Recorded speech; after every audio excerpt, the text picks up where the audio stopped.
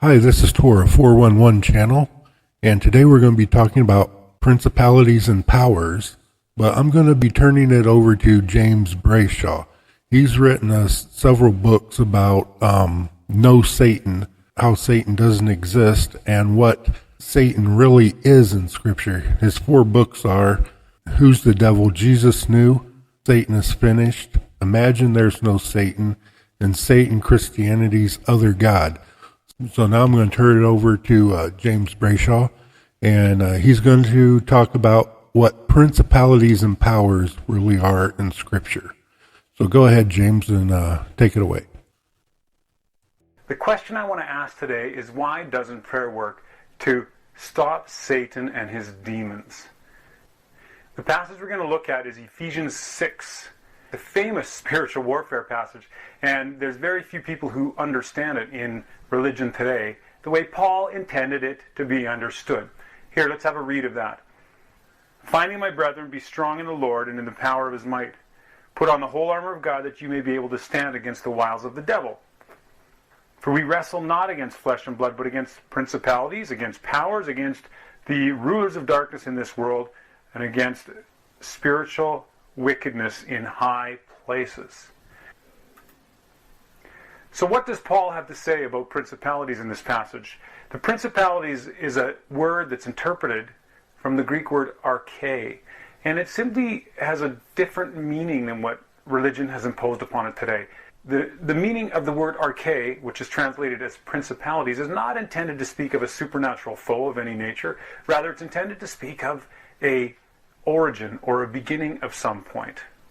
What we're going to find by examining Paul's thinking that underlies the statement we have in the English New Testament is that Paul is referring to a battle that is not against flesh and blood. Rather, it's against a beginning of thinking, or the original concepts that were brought out against the truth that he was there to teach.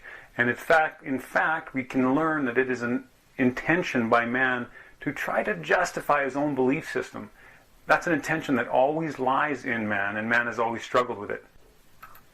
So far, what Paul has been telling us is that man's battle is an internal battle, either against his own internal nature, or a battle against the original drive of man to use the liberty to choose. It's also a battle against that power of choice as it is seen in other men who make choices to teach things that go against the truth Paul knew to be truth. So, Paul talks about the principalities and says our struggle is against them. One of the very interesting challenges we have when looking at Paul's meaning in this famous spiritual warfare passage is to find out what the word powers meant to him. If we look at some of his other words where he writes to Titus, we find Paul was referring to the principalities and powers as something we need to subject ourselves to, as opposed to something that's supernatural in nature and we need to fight against. Why, as we see in Titus 3:1, put them in mind to be subject to principalities and powers, and then he goes on in the next sentence to say, to speak evil of no man, to be no brawlers.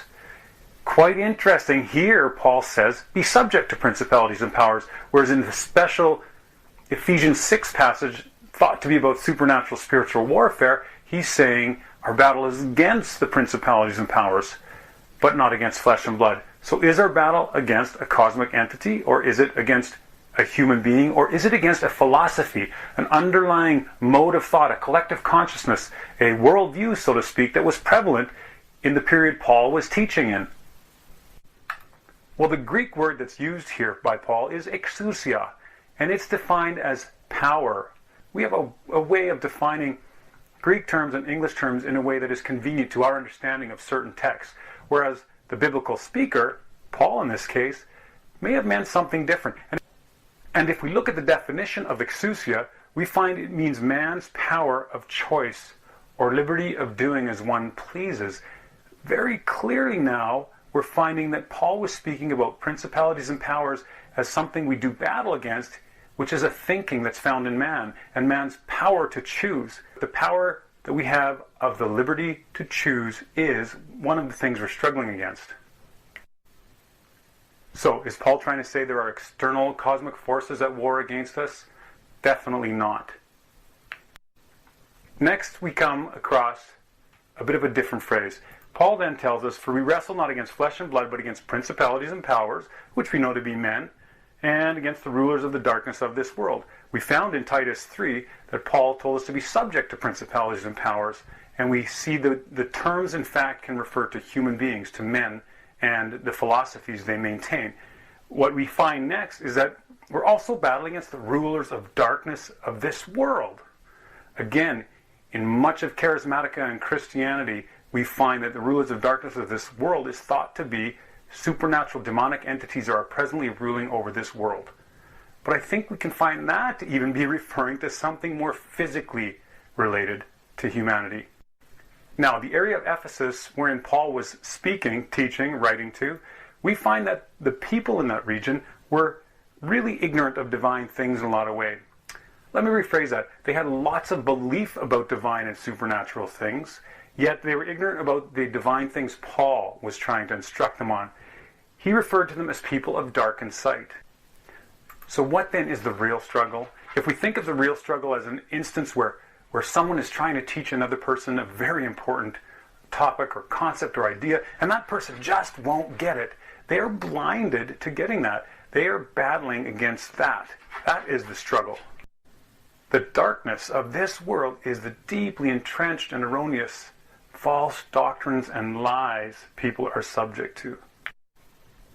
Those who propagate and pontificate these false doctrines, now those are the rulers of darkness of this world, because they really rule over the blindness that people are subject to. What then is the spiritual wickedness in heavenly places? And that's how we see it in the English. If we read the word heavenly in the Greek, it can also be translated as high.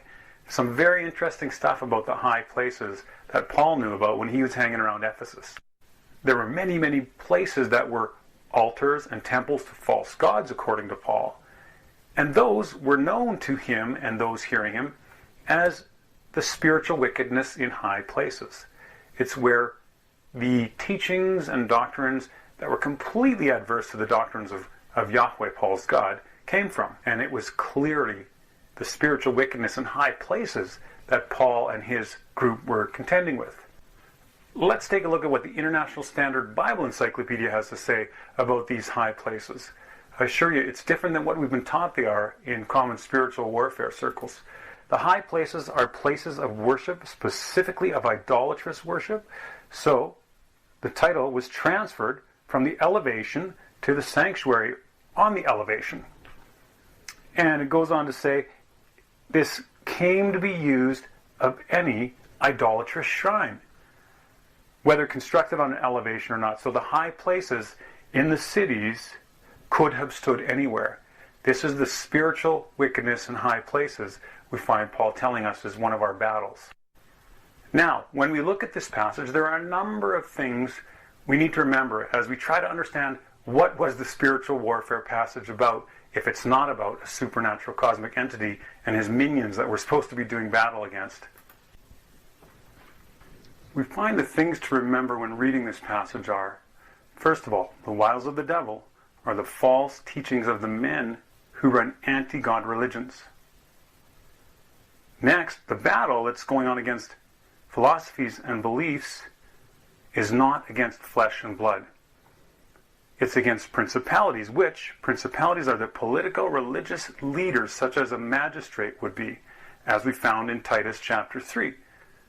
And then the powers that we're also doing battle against is really the word exousia in Greek, and it refers to man's power of choice and the propensity to choose false teachings.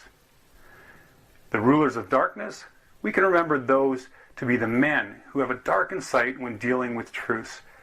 They're incapable of seeing the truth and therefore forcefully guide the consciousness of this world by their errors, which they cannot themselves see are errors.